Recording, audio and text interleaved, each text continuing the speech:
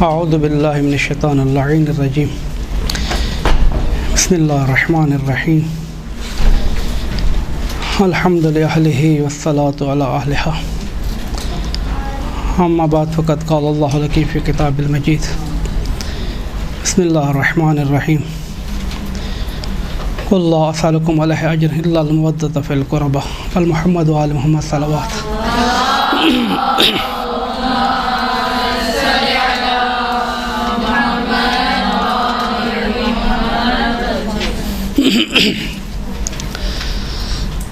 मुनासबत आप लोगों के सामने है इन्हिदाम जन्नतुल बकी 8 शवाल। जिस आयत शरीफ़ी की तिलावत की है उसका मफ़हूम भी आप लोगों के सामने है। यानी अजर रिसालत उम्मत ने इस सूरत में दिया है।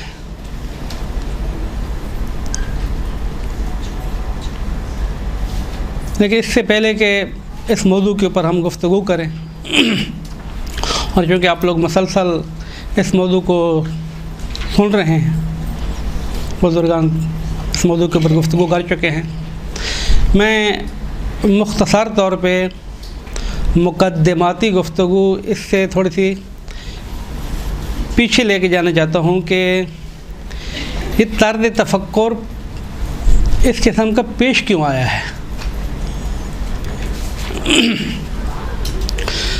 मबहस बहुत ज़्यादा हैं, आप लोगों के सामने हैं। मुसलमानों के फ़िरक़ों के ऊपर हम गुफ्तगू कर चुके हैं कुछ दिन पहले। मुसलमानों के अंदर फ़िरक़ों की तादाद तो इला माशा अल्लाह है, लेकिन एक फ़िरक़ा है जिसका नाम है सलफ़ी। थोड़ा सा आप लोग तफरीक करें और इस चीज़ को समझने की कोशिश करें हम कि जो भी हमारा मुखालिफ है या अहले बैत का मुखालिफ है हम कहते हैं, या मसलन शियत का मुखालिफ है, तो ये वहाबी है। ऐसा नहीं होता है। इस फ़िरक़ों को अगर हम तकसीम कर देंगे तो पता चलेगा कि वहाबी क्या है, सलफ़ियत क्या है। पाकिस्तान के अंदर 4 मज़हब में से एक मज़हब है। मज़हब तो 4 आप लोगों को पता है, हनफी, मालिकी, शाफ़ी और हम्बली। ये 4 मज़हब है अहले सुन्नत के। फिर हमारा शिया मौजू नहीं है, शिया मौजू को मैं टच नहीं करना चाहता हूँ। इन 4 मज़हब में से पाकिस्तान इस वक्त मज़हब के एतबार से देखें कि भाई 4 मज़हब में से किस मज़हब को मानने वाले हैं, तो फ़कत हनफी के मानने वाले हैं। पाकिस्तान में कोई शाफ़ी नहीं है, पाकिस्तान में कोई मालिकी नहीं है, पाकिस्तान में कोई हम्बली भी नहीं है। यानी इमाम अहमद बिन हम्बल के मुक़ल्लिद के उन्वान से हम्बली नहीं है।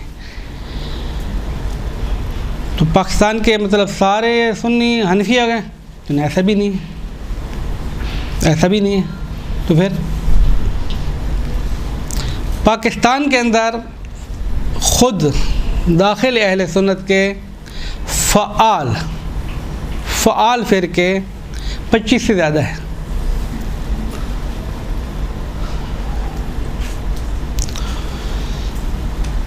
हनफी, ख़ुद हनफी है ना, हनफियों के अंदर ये देवबंदी है। फिर देवबंदियों के अपने फ़िरक़े हैं, देवबंदी ममाती है, देवबंदी हयाती है। ये दोनों एक दूसरे को तुम काफिर तुम मुर्तद हैं, दोनों देवबंदी। हनफी तो हैं ही हैं, एक दूसरे को भी ठुकरा रहे हैं। इन्हीं हनफियों के अंदर ये हनफी देवबंदी है, तो ये बरेलवी हैं। फिर बरेलवी के अपने फ़िरक़े हो गए। ये मेरा मौजू नहीं है, मैं एक नुक्ते की तरफ इशारा करना चाहता हूँ। वो ये है कि पाकिस्तान की सरज़मीन में एक फ़िरक़ा है जिसका नाम है सलफ़ी।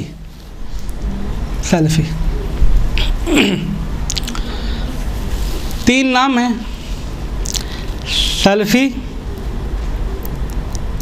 अहले हदीस और गैर मुक़ल्लिद। सलफ़ी, अहले हदीस और गैर मुक़ल्लिद, ये 3 उन्वान हैं लेकिन फ़िरका एक ही है हकीकतन। लेकिन ख़ुद सुन्नी से पूछेंगे, सुन्नी से अगर पूछें कि आप हनफियों के मुकाबले में जो अहले हदीस हैं, ये जो सलफ़ी अपने आप को कहते हैं, ये जो गैर मुक़ल्लिद कहते हैं, सारे एक ही, तो कहेंगे नहीं नहीं नहीं नहीं नहीं नहीं नहीं नहीं, ये तीनों जुदा जुदा है। यानी हनफी अफराद इनको कहते हैं कि ये तीनों जुदा जुदा है। तो तीनों की एक सिफत मुश्तरक है, वो क्या है? गैर मुक़ल्लिद भी किसी की तकलीद नहीं करते। तो गैर मुक़ल्लिद, उनका नाम ही गैर मुक़ल्लिद है, किसी की तकलीद ही नहीं करते हैं। अहले हदीस भी किसी की तकलीद नहीं करते, सलफ़ी भी किसी की तकलीद नहीं करते। तो मैंने अर्ज़ किया था कि पाकिस्तान के अंदर फ़कत एक ही फ़िरका है, वो है हनफी। ये फिर भी दूसरे कहाँ से निकल आए अचानक? तो अर्ज़ क्या किया था कि अहले सुन्नत के असली जो फ़िरके हैं वो कहते हैं कि हम 4 इमामों के मानने वाले, दुनिया में यही चीज़ फैली हुई है, 4 इमाम। अगर 4 इमामों को देखा जाए तो पाकिस्तान में एक ही फ़िरका है, वो हनफियों का है।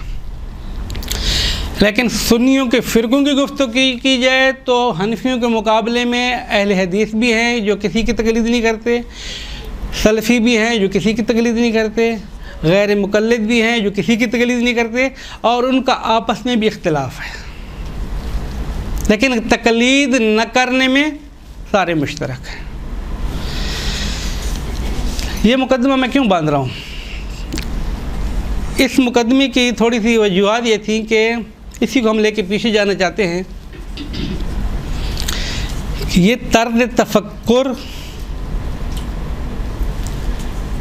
जो इन्हिदाम यौम बकी के नुमान से पेश आया था, इसकी बुनियादें बहुत मजबूत हैं। आपने सुना होगा, उलमा पेश करते रहते हैं कि इब्न तैमिया नामी एक शख्स आया, 728 हिजरी में वफ़ात हुआ है। इब्न तैमिया अल्लामा अहली के मुआसिर है, हमारे शियों के अल्लामा अहली हैं। इब्न तैमिया दमिश्क का अहले सुन्नत है, दोनों एक ही ज़माने के हैं, दोनों के आपस में मुनाज़रात भी हैं।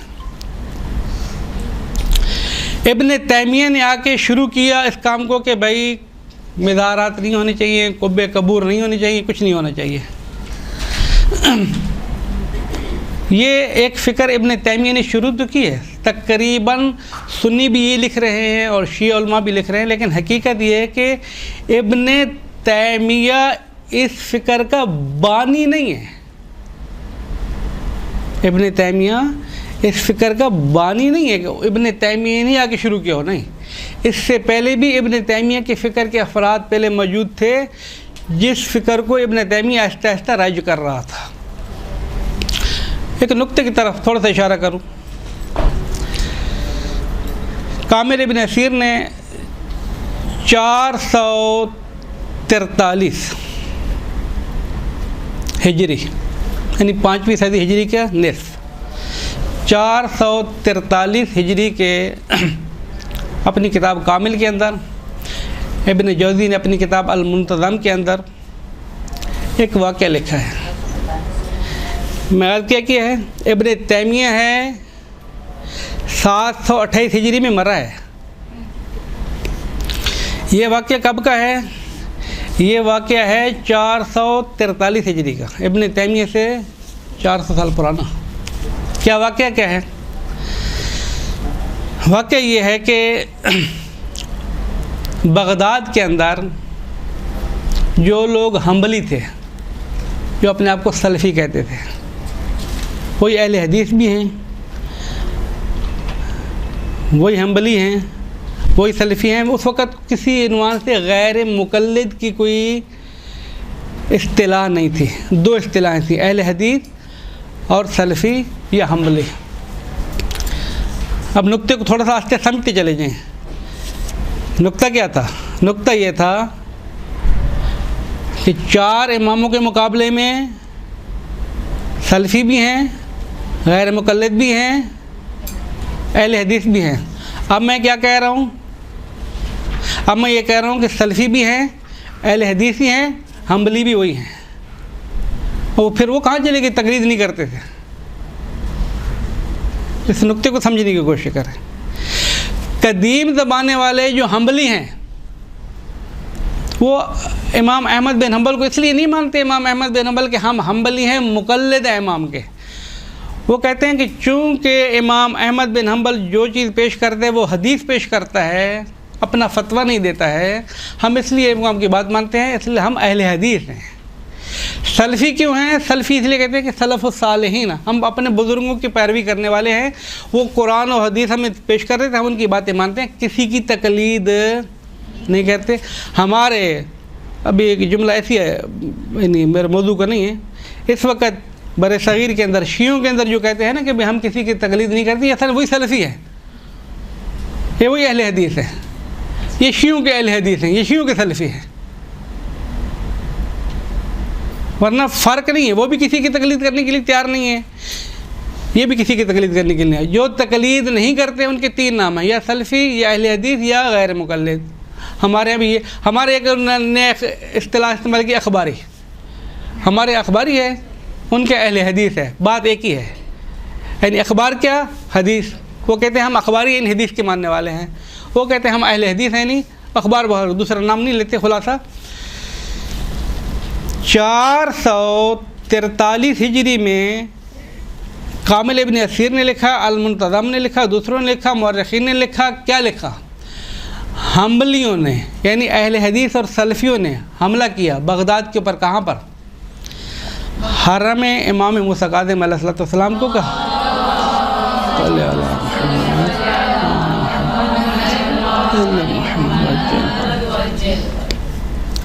और ये कह के हमला किया कि हम इस कुब्बे को गिराएंगे। यानी क्या? इन्हिदाम जन्नतुल बकी 1344 में हो रहा है,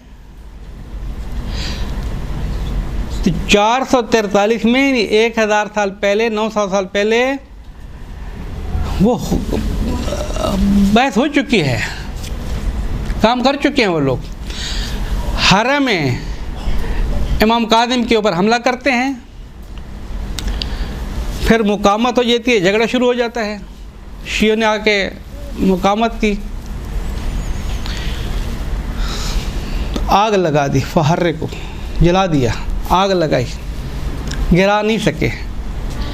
रात के वक़्त दोबारा आए, वहाँ पर ये मुंतज़म इब्न जौज़ी की जुमले ये हैं कि वहाँ पर जो शिया शोरा, जो शिया उलमा, जो शिया शख्सियात मारूफ मदफून थी इमाम के हरम के अंदर, उनके जनाजे को, कब्रों को खोदा, जनाजे से, कब्रों से जनाजा निकाला, आग लगा दी, बाद को दूसरी जगह पे मुंतकिल कर दिया।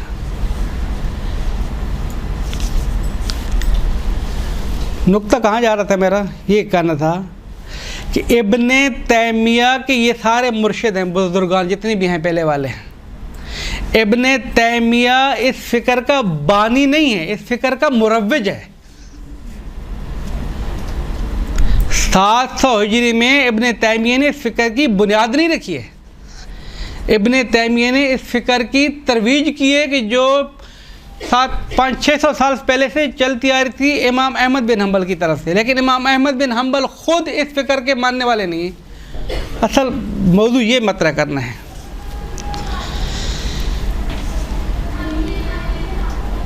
मैं अभी एक किताब लेकर आया हूँ, अभी मौजू पे पहुँच गए तो थोड़ा सा तारुफ़ करा दूँ। ये किताब है,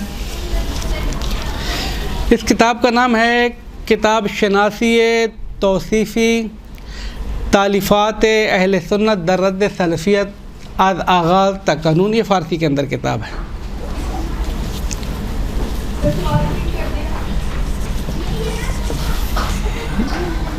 इसका मौजू तो समझ आ गया थोड़ा, यानी क्या है किताब शनासी तौसीफ़ी?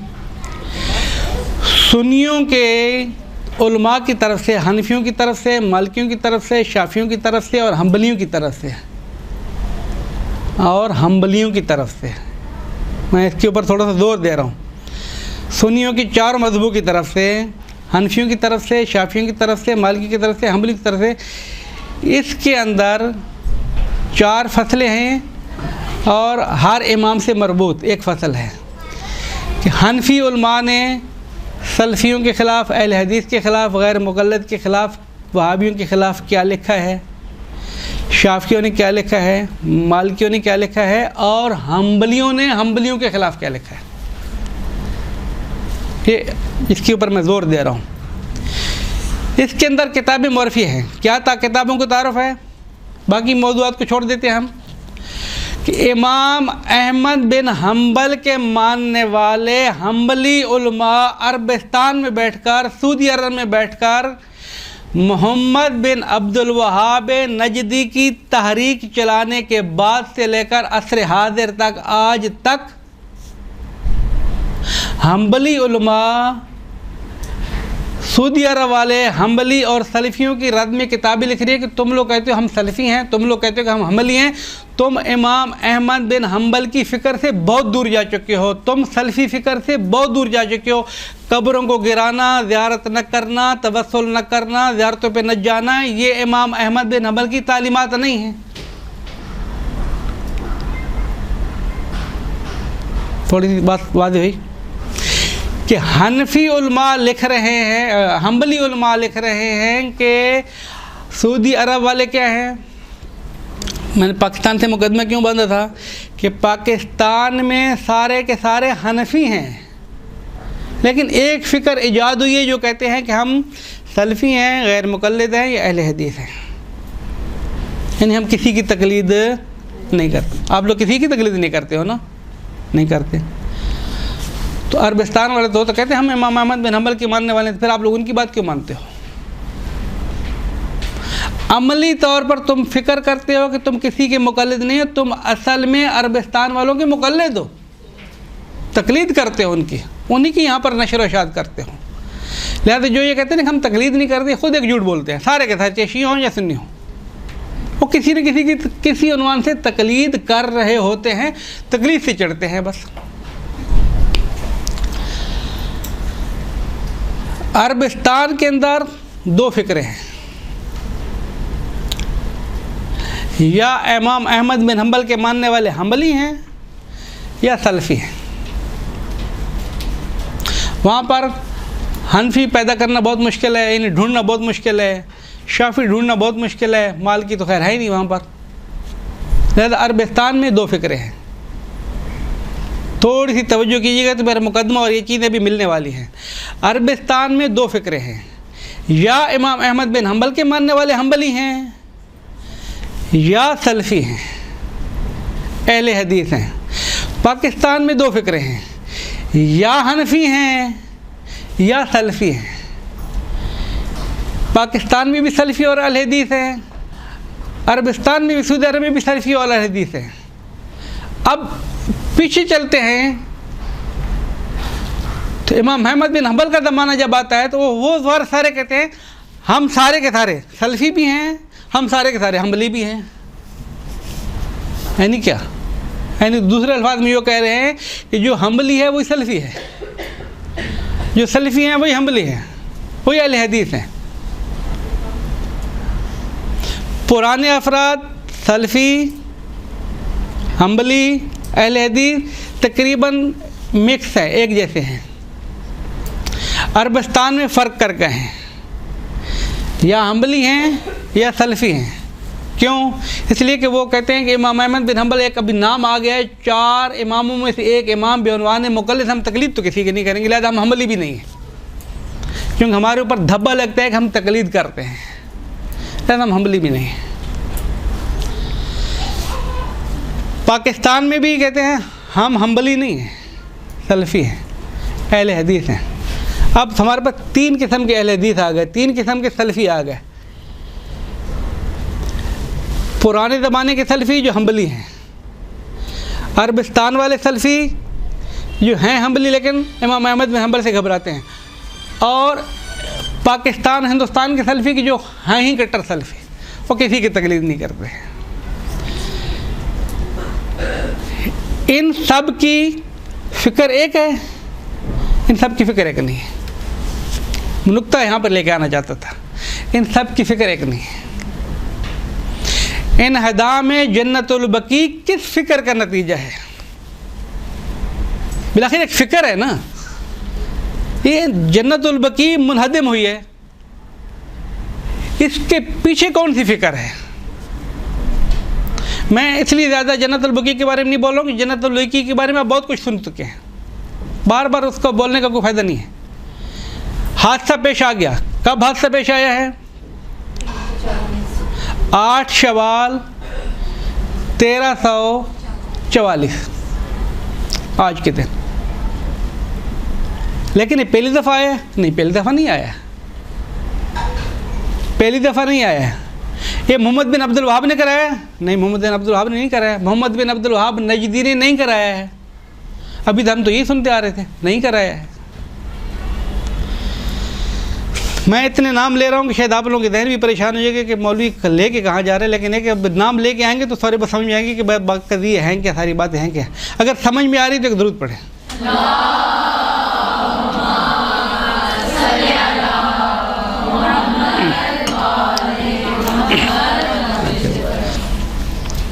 चलो इंशाल्लाह के समझ में आ रही है।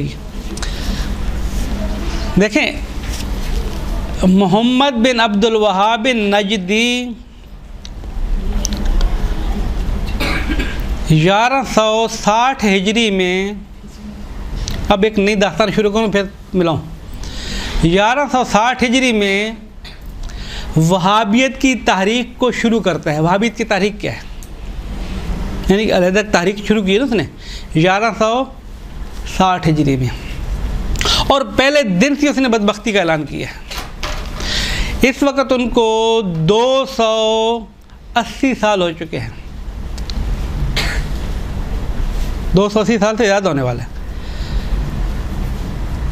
280 साल के अंदर अगर हम तरतीब से लिखना शुरू करें, तरतीब से, तो शायद ही कोई सालें ऐसी गुजरी हों कि इन लोगों के शर से मुसलमान महफूज रहे हों, वरना मुतवातिर 280 साल के गुजरने के बावजूद ये मुतवातिर मुसलमानों के ऊपर जुल्म करते आ रहे हैं। मुतवातिर तरतीब के साथ मज़ालिम ढा रहे हैं।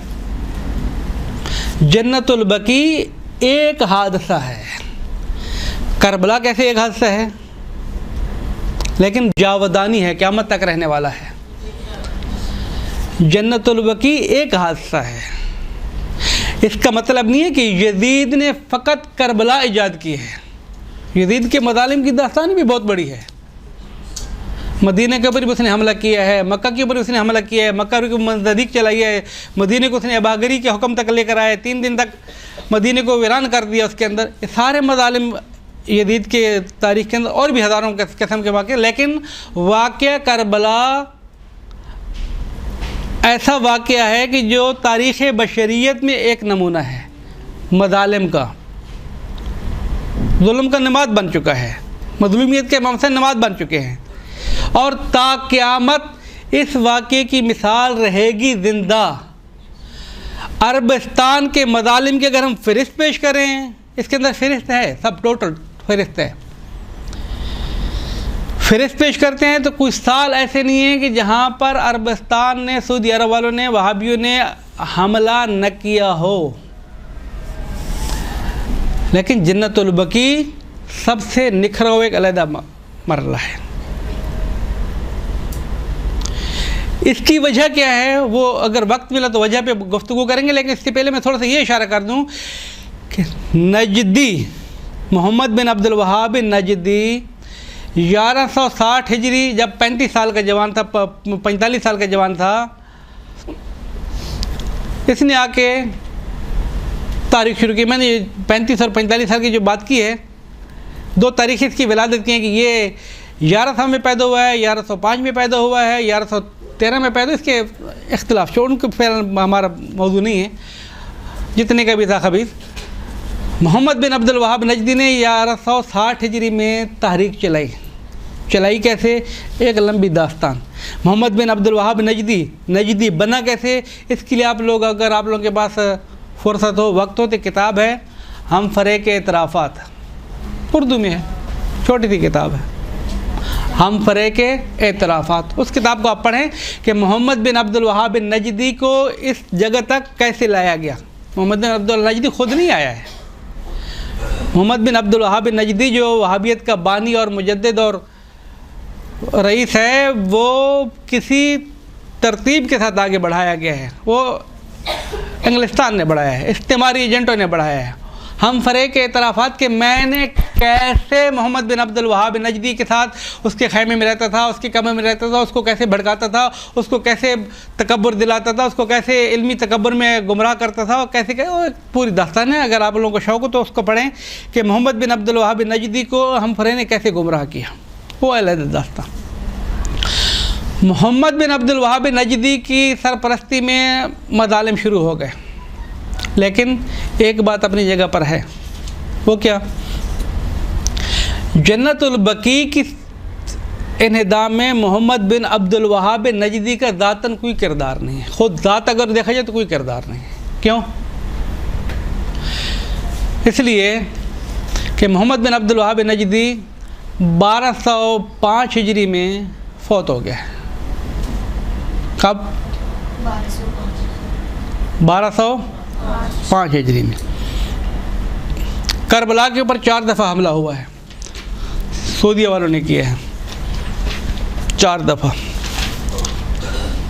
सबसे शदीद तरीन हमला जो हुआ है करबला के ऊपर, वो 1216 हिजरी में हुआ है। 1216 हिजरी में करबला के ऊपर हमला हुआ है।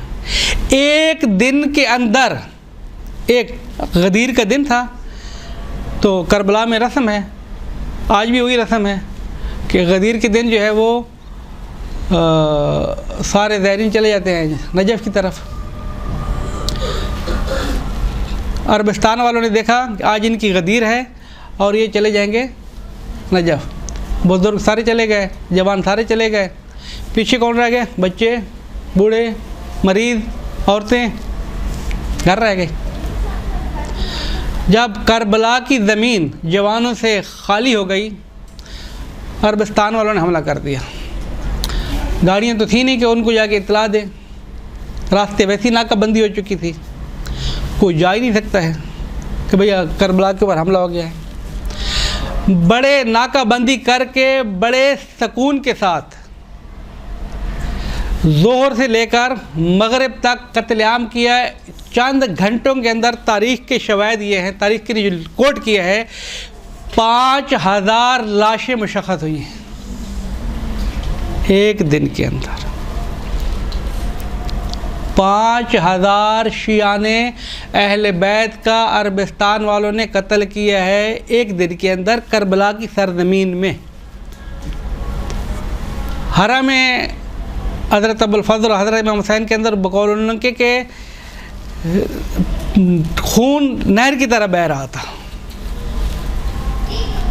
5000 आदमी को जब आप ज़िबा करेंगे तो कितना खून निकलेगा।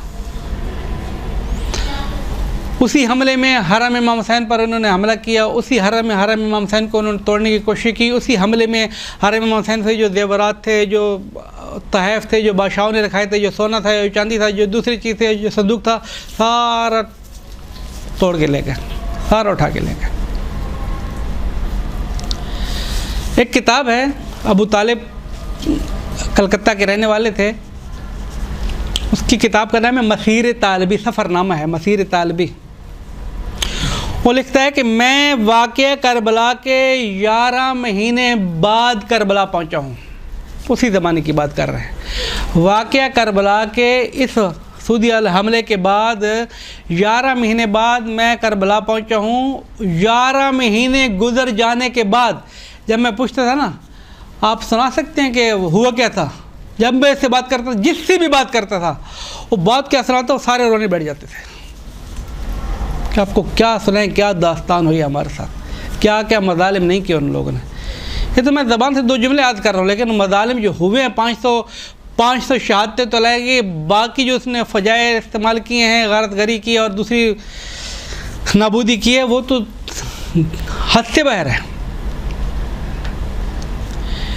इस तरीके से 4 मरतबा हमला किया है, एक दफ़ा नहीं, 4 मरतबा। हमारे एक बहुत बड़े मुजतहिद हैं आगे जवाद आमली। एक तो आप लोग सुनते हैं जवाद आमली साहब हफ़ज़हुल्लाह जो कुम में इस वक्त मौजूद हैं, फ़ल्सफ़ा और इरफ़ान के, ये नहीं, ये आगे जवाद आमली नहीं, वो जवाद आमली सैयद जवाद आमली हैं कि जो नजफ़ में रहते थे,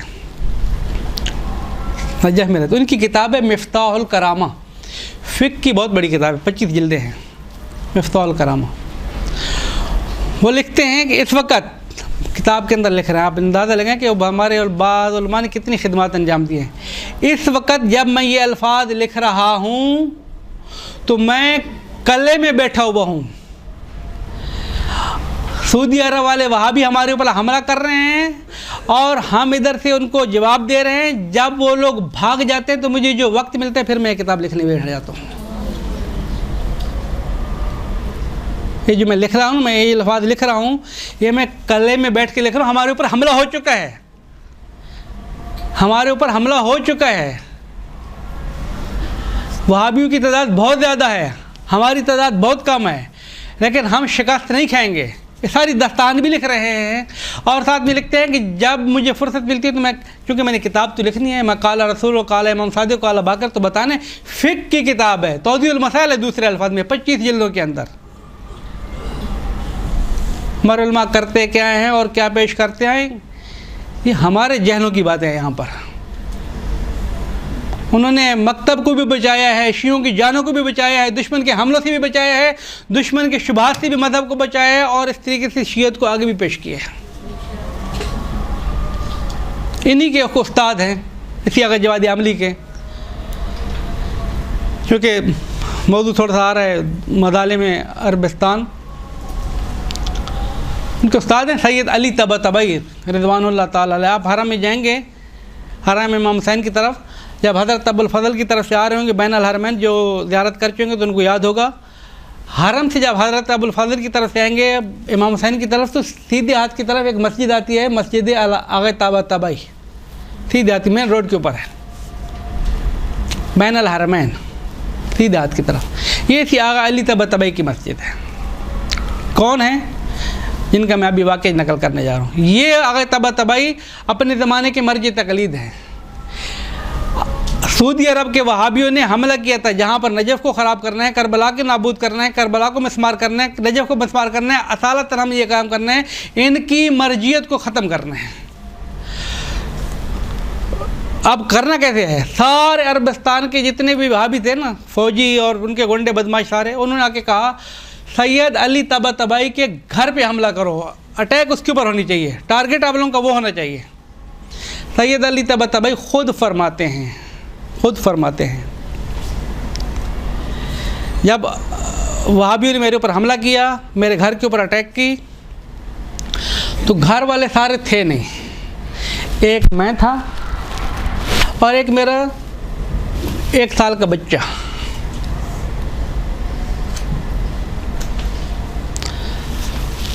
फ़क़्तुलू सैयद अली, फ़क़्तुलू सैयद अली, एक ही जुमला है, सैयद अली को कत्ल कर दो। मर्जियत, शियत की मर्जियत को मिटाना है, ये असल टारगेट है। आजकल के टारगेट क्या है? शियत की मर्जियत को मिटा तो नहीं सकते, तखरीब करना है, ख़राब करना है, बदनाम करना है। उस ज़माने के क्या करते थे? मिटाना है, ख़त्म करना है, कत्ल करना है। साजिशें फ़र्क नहीं करती, मुसलसल चल रही हैं, लिबादा बदल रही हैं, समझना हमें होगा। शियत को मिटा रहा है, शियत की मर्जियत को। आगा सैयद अली तबतबई फरमाते हैं, मैंने बच्चे को सीने पे लगाया, मेरे घर में एक तंदूर था और तंदूर के साथ बैठ गया कि उधर से दरवाज़ा खुलेगा, कमरे चेक करेंगे, ये चेक करेंगे, दूसरा दरवाज़ा बाहर जाने का है, उधर से निकल जाएंगे तंदूर की तरफ। क्योंकि तंदूर घर से थोड़ा सा साइड पे है तो मैं छुप के बैठ जाता हूँ, शायद बच जाए। अब घर पे 1000 मीटर के तो थे नहीं, छोटा सा घर है, अभी भी छोटे घर में क्या घर होते हैं। आगा फरमाते हैं जब खुदा ने बचाना हो तो इस तरह बचाते हैं कि फ़ौजी अंदर आ गए, घर आ चुके हैं, 2 कमरे थे, कमरों की तलाशी ली, सारे सामानों की तरफ उल्टा फुल्टा किया, कहाँ चला गया? किसी ने इशारा किया कि वो तंदूर में जा चुका होगा। सारे भाग के तंदूर की तरफ है। अब तंदूर तो आप लोगों ने देखा होगा कितना बड़ा होता है तंदूर, कितना सा तंदूर है। फौज सर पे खड़ी है, आदमी तंदूर के साथ बैठा हुआ है, बच्चे को लेके बैठा हुआ है, वो कितना छुपेगा। लेकिन जब हिजरत के मौके पे रसूल खुदा निकल रहे थे तो कुफार ने भी नहीं देखा था ना।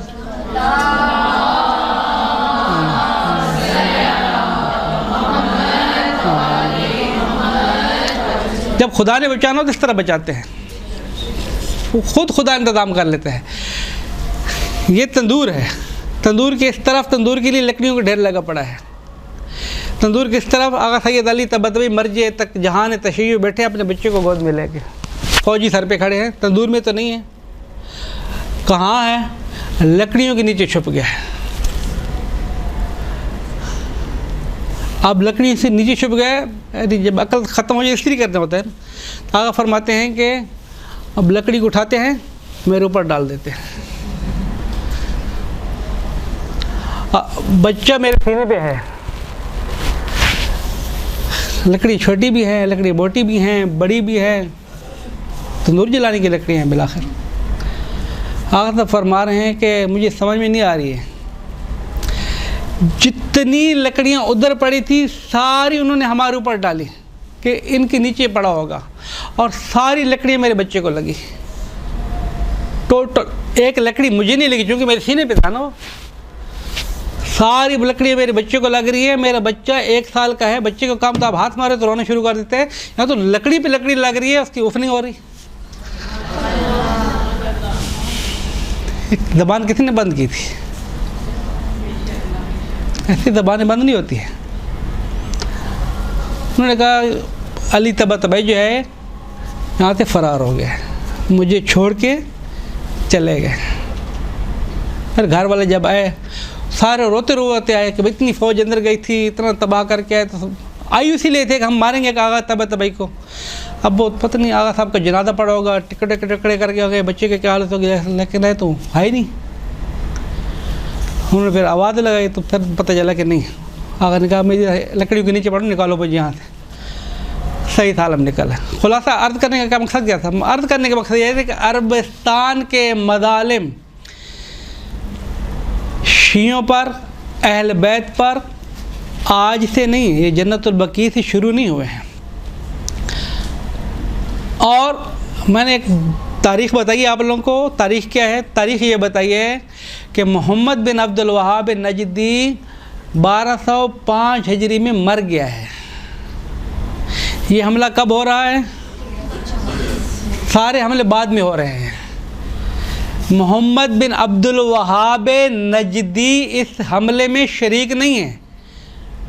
मैं उसको बरी नहीं कह रहा हूँ, लेकिन आप लोग ये समझें, इस बात को सोचने की कोशिश करें कि ये फ़िक्र एक आदमी देता है, वो परवान चढ़ती है, उसके मरने के बाद भी फिर वो फ़िक्र काम कर रही होती हैं। फ़िक्र दी थी 1000 साल पहले चंद सलफ़ियों ने। उस फ़िक्र ने बगदाद कादमैन पे हमला कराया, उस फ़िक्र ने नजफ़ पे हमला कराया, उस फ़िक्र ने करबला के ऊपर हमला कराया, तैफ के ऊपर ये हमला हुआ था ना, तैफ के ऊपर 1217 हिजरी में।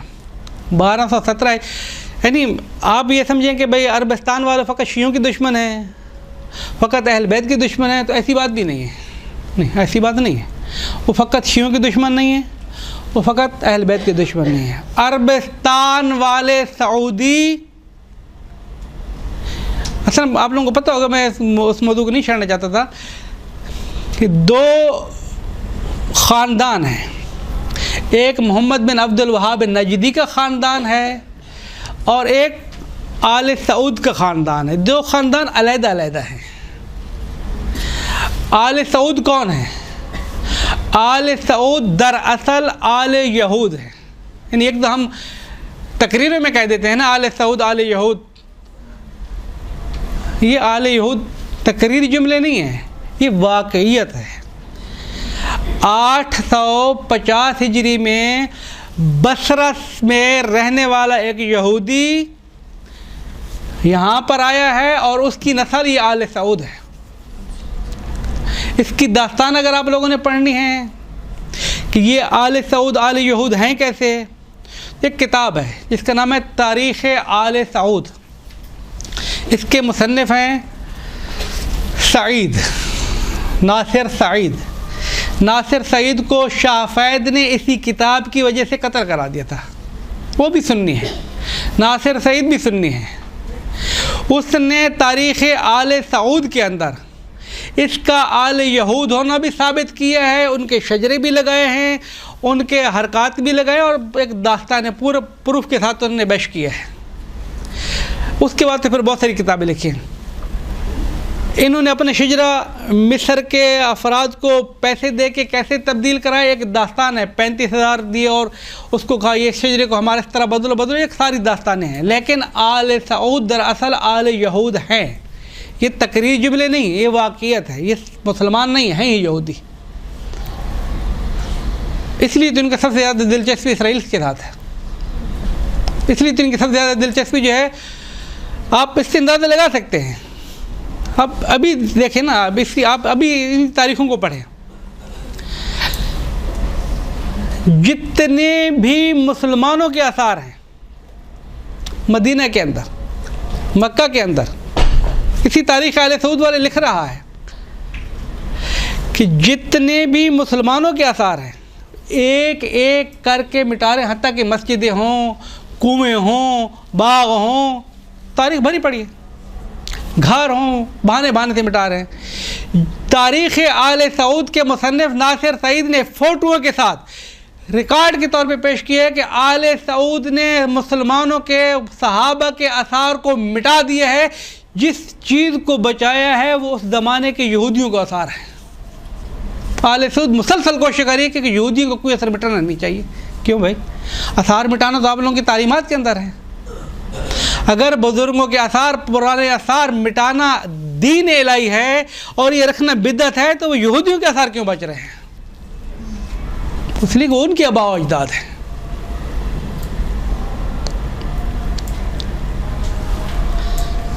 शोरश कश्मीरी ने एक किताब लिखी है शब-जय के मनबूदम, शब-जय के मनबूदम, उसका सफ़रनामा है शोरश कश्मीरी का, चट्टान के मुसन्निफ़। ये सफ़रनामा चंद बार छप चुका है। अब इसकी पहली छाप और अब की छाप को देखिए, यानी मज़ालिम हमारे ऊपर एक नहीं हो रहे। ये भी जुल्म है, ये भी मज़ालिम है कि शोरश कश्मीरी मदीना जाता है, कब्रे, अलबत्ता उसकी इस्तिलाह के मुताबिक मैं याद कर रहा हूँ, अपनी इस्तिलाह के मुताबिक नहीं, कि मैं कब्रे दुख्तर रसूल पे गया। हमारी निगाह में तो कब्र दुख्तर रसूल है नहीं मदीना के अंदर, यानी गुम है, वो राज इलाही है।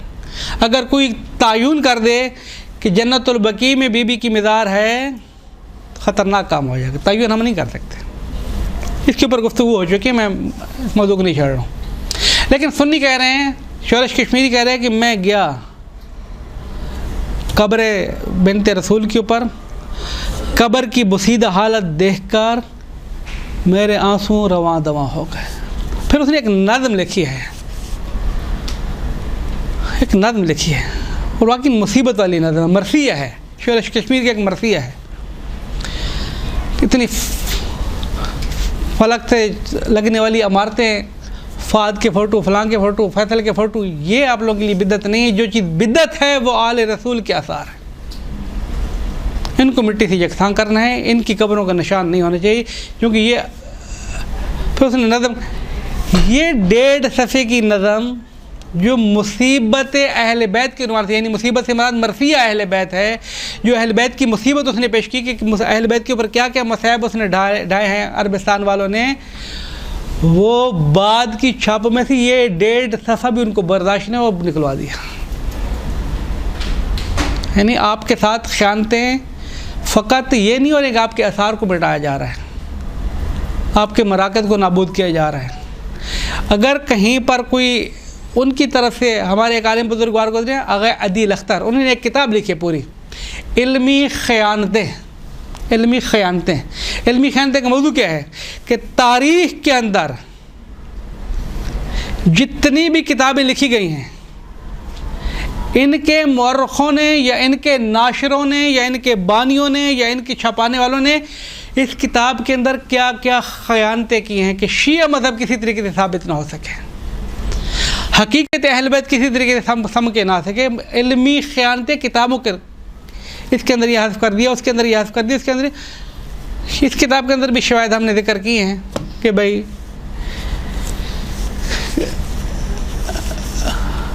जन्नतुल बकी के हवाले से जो इल्मी ख़यानतें हुई हैं, जो इल्मी ख़यानतें हैं, एक तो होती है ना ख़यानत ज़हर हो रही है, एक इल्मी ख़यानत है। अब इल्मी ख़यानत क्या है कि जो भी इस वक्त जाता है जन्नतुल बकी देखता है तो कहते हैं जन्नतुल बकी माशाल्लाह इतने तक, ये ख़ुद ख़यानत है, ये सारा जन्नतुल बकी नहीं है, ये ख़ुद ख़यानत है। इसकी दलील क्या है कि जन्नतुल बकी के अंदर ख़यानत की उन लोगों ने? जन्नतुल बकी की ख़यानत ये की गई है कि जन्नतुल बकी की, जो आप लोगों को पढ़ते रहोगे, सुनते भी होंगे, उलमा से भी सुना है, ज़ाकिरों भी सुना है कि उस्मान को मुसलमानों के कब्रिस्तान में दफन होने की इजाज़त नहीं दी थी मुसलमानों ने, याद है आप लोगों को? उस्मान मुसलमानों के कब्रिस्तान में दफन नहीं हुआ है। सारी की सारी तारीखें इस बात के ऊपर मुत्तफ़िक़ हैं कि उस्मान यहूदियों की तरफ दफन किया गया था। अब सवाल ये है, उस्मान कत्ल तो हो गए, मुसलमानों के कब्रिस्तान में दफन नहीं होते। उस्मान के ज़माने में ये सारे थे कौन? सहाबा तो सारे के सारे खुदा की तरफ से सितारे हैं। हाँ, वो तो हिदायत है ना, वो तो नजूम है, नजूम हिदायत है। जिसकी भी इक्तदा करोगे फ़ाइयो में इक्तदात में इक्तदात, जिसकी भी इक्तदा करो हिदायत पाते चले जाओगे। उस कमान के ज़माने में सारे सहाबा कर क्या रहे थे? कोई एक सहाबी भी इस बात के ऊपर नहीं आ रहा था कि भाई मुसलमानों के कब्रिस्तान में दफन कर दो, मेरा मौजू फिर दूसरी तरफ चले जाएंगे, मुश्किल हो जाएगा, फिर तो रिकॉर्ड भी हो रहा है, हमने भी रहना भी है कुछ अर्सा इधर। खुलासा कलाम ये है कि उस्मान के बारे में कतियत ये है, सारी तारीख़ ये कह रही है कि मुसलमानों के कब्रिस्तान में दफन नहीं हुआ। अब वसत जन्नतुल बकी के अंदर है। आप लोग ये हज पे गए हैं, ये नहीं है, खुदावंद क़ुद्दूस उनको हज की तौफ़ीक़ अता फ़रमाए इंशाअल्लाह। तो आप देखेंगे जन्नतुल बकी का जो नक्शा है, ये समझिए जन्नतुल बकी है, ये नक्शा है, उस्मान की कब्र यहाँ पर है। आज का मुसलमान कैसे तशख़ीस देगा कि पुरानी तारीख़ें ठीक है, जन्नतुल बकी ये सारा है? ये ख़यानत है। ख़यानत लाज़मी नहीं माल के अंदर हो। मैंने आपके पास अमानत रखाई थी, आपने मेरे अमानत में ख़यानत की, ये ख़यानत नहीं होती। फ़कत माल के अंदर ख़यानत नहीं होती है, इल्मी ख़यानतें होती हैं, ये जुग़राफ़ी ख़यानतें हैं। तफ़क्कुर को सही मुंतकिल न करना ख़यानत इल्मी है। एक दफ़ा ख़यानत इल्मी तहरीर के अंदर आ रही है कि शोरश कश्मीरी की पूरी नज़म किताब से निकाल रहे हैं, लाहौर से निकाली जा रही है, कराची से निकाली जा रही है, अरबिस्तान तो नहीं उर्दू समझ रहा, उन्होंने हुक्म दिया है बस। मैं जुमले बहुत सारे मिला के कुछ कहना चाहता हूँ, वो ये कि ये सारी फ़िक्र है कि पीछे एक डोर चल रही है, डोर एक जगह से चलती है, उसके हिलने वाले, उसके क्या कहते हैं, ख़रीदार, एजेंट, मज़दूर, ये जगह जगह पाए जाते हैं। वो डोर मुमकिन है जो खुदा ने ऐलान भी कर दिया है ना, सूरह वन्नास के आखिरी आयत हैं, मिनल जिन्नत वन्नास जो इंसानों में भी थी कोई खन्नास है जो हमारे दिलों में वसवसा डालता है, और खन्नास को हम कह देंगे नहीं वो शैतान ही है। नहीं नहीं नहीं नहीं, शैतान खन्नास नहीं होता है। इंसान भी हो सकता है वो खन्नास हो हो सकता है हमारा मौलवी हो सकता है हमारा वालिद हो सकता है हमारा दोस्त हो सकता है हमारा पेश इमाम हो सकता है हमारा मुजतहिद हो। खन्नास के लिबास बहुत ज़्यादा है।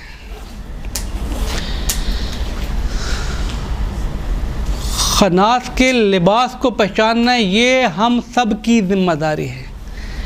खन्नास का काम क्या होता है? खन्नास का काम ये होता है, पहले मरले के ऊपर खन्नास का काम ये होता है कि आपके जहन के अंदर, दिल के अंदर वसवसा डाले। क्या वसवसा क्या डालेगा?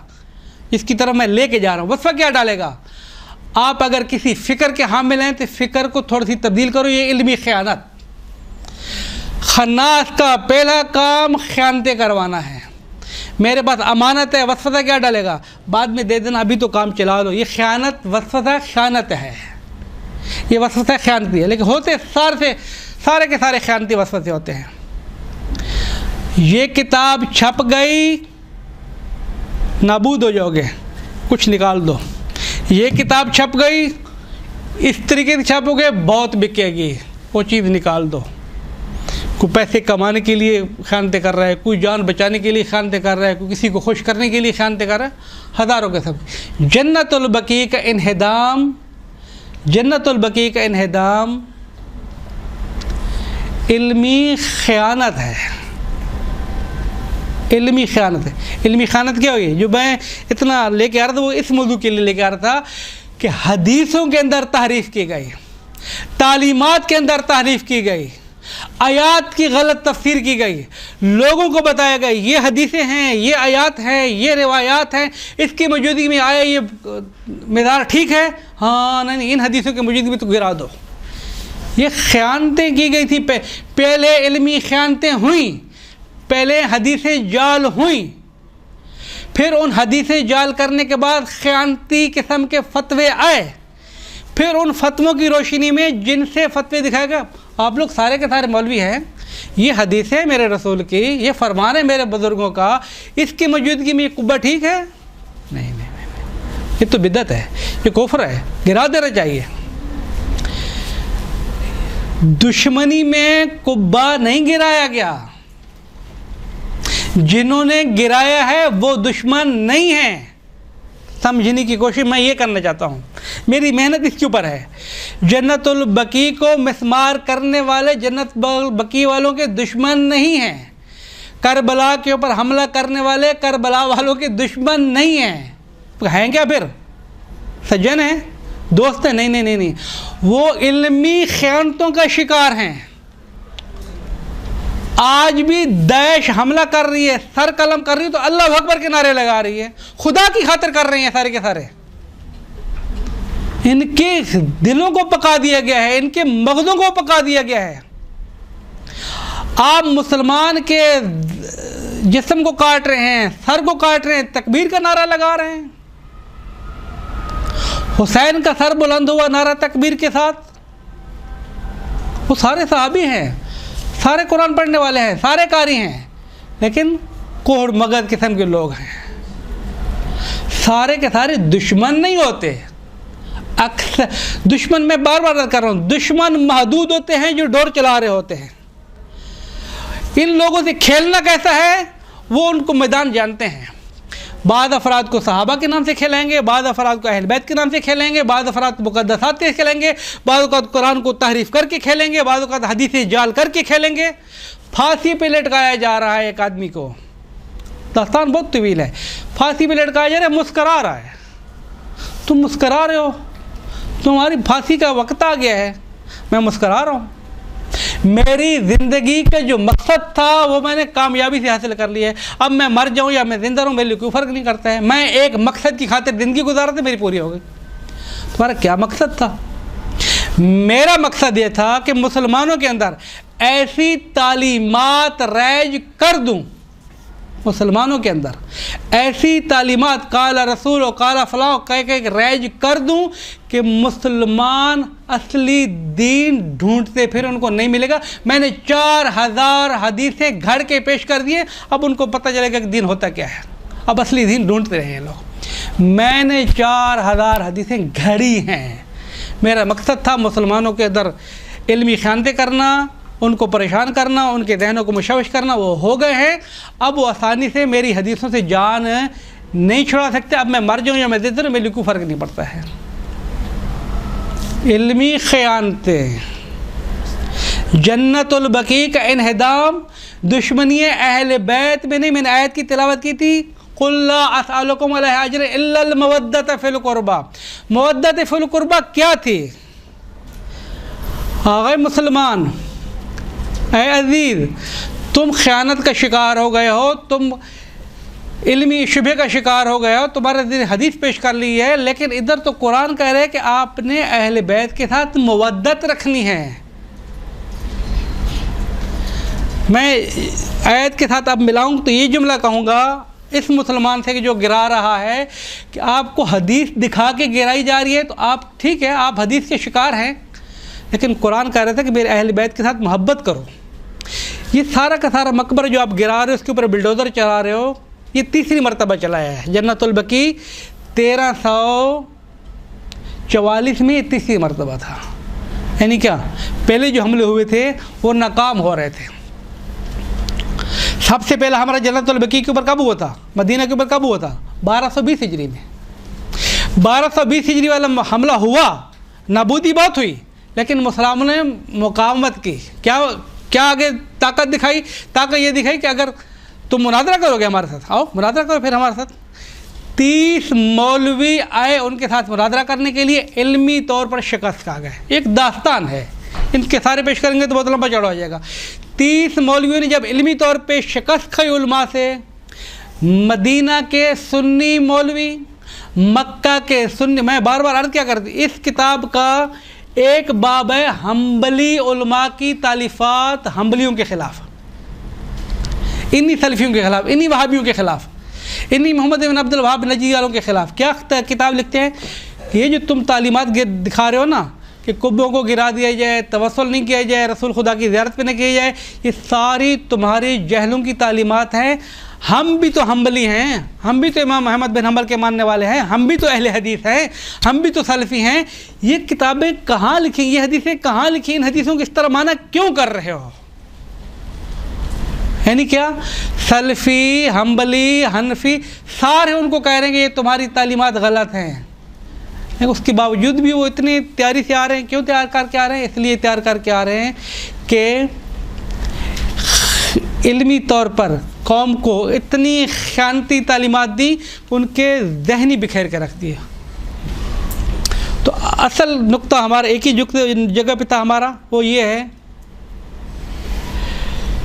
कहीं पर भी फ़साद हो, फ़साद से मुराद फ़िक्री फ़साद हो, अखलाकी फ़साद हो, माशरती फ़साद हो, और उसके पीछे कोई डोर चलाने वाला हो, तो वहाँ पर ख़यानत ज़रूर है। और सबसे पहली ख़यानत इल्मी ख़यानत होती है।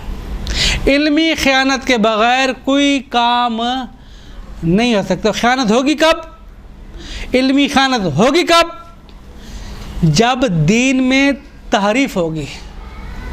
दो जुमले और वस्सलाम। शहीद मुर्तज़ा बुतैरी रिज़वानुल्लाह ताला फरमाते हैं कि दीन के अंदर दो चीज़ें हैं, एक तहरीफ़ात और एक बिदआत और खराफात। आवाम जितनी भी है, जो जहल है, जिसको दीन का कोई शोर नहीं है, वो सारी के सारी दीन के अंदर जो हैं वो बिदअतें ईजाद करेगी। अब दीन के अंदर बिदअतें ईजाद करना तो अला माशाअल्लाह कराची भरी पड़ी है। हमारी शादियों के अंदर पत्नी कितनी बिदअतें हैं जिनका दीन से कोई वास्ता नहीं है। हमारे अमवात के अंदर पत्नी कितनी बिदअतें हैं, एक बेहुदा किस्म के रसूमात, ये सारी बिदअतें, ये आवाम का काम है। लेकिन शहीद मुर्तज़ा फरमाते हैं कि इन बिदअतों को, इन खराफात को अवाम ईजाद करती है, लेकिन दीन के अंदर तहरीफ़ात फ़कत उलमा ईजाद करते हैं। उलमा का काम, उलमा से मुराद पढ़े लिखे अफराद। पढ़े लिखे अफराद का काम यह है कि वो तहरीफ़ करें, लेकिन उसके मुकाबले में भी पढ़े लिखे आके टक्कर लेगा। एक मिसाल और वस्सलाम। मिसाल क्या थी? आए अम्मार यासिर, तुझे बागी गिरोह कत्ल करेगा, फरमान रसूल खुदा है। अम्मार को बशारत दी जा रही है, तुम्हें कत्ल कर दिया जाएगा। जंग सफ़ीन में शहीद हो जाते हैं, हदीस रसूल साबित हो जाती है, दोनों फ़ौजें रुक जाती हैं। अमार शहीद हो गए। रसूल खुदा ने फरमाया था कि तुक़्तलु फ़ियतुल बाग़ी, तुम्हें बागी गिरोह कत्ल करेगा, तो माविया के गिरोह ने कत्ल कर दिया, बस वो तो सारा बागी है। बागी, चूँकि वो आलिम था, माविया आलिम था, बागी ने क्या कहा, अमार कत्ल हो गए, मुझे इसके ऊपर शक नहीं है, लेकिन अली न लेकर आते, अली लेकर आए हैं, अली की वजह से कत्ल हुए हैं, तो बागी गिरोह हम नहीं है, वो अली वाला गिरोह है। हाँ तुम ठीक कह रहे हो। अवाम का तो काम ये है ना, शुभ आया, हाँ तुम ठीक कह रहे हो।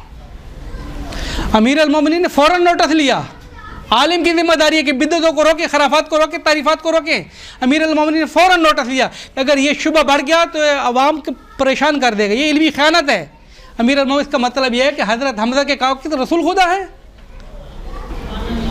ओहद में हज़रत हमज़ा शहीद हुए हैं तो रसूल खुदा लेके गए थे ना, हमज़ा के कातिल रसूल खुदा है आपकी मंतिक के मुताबिक।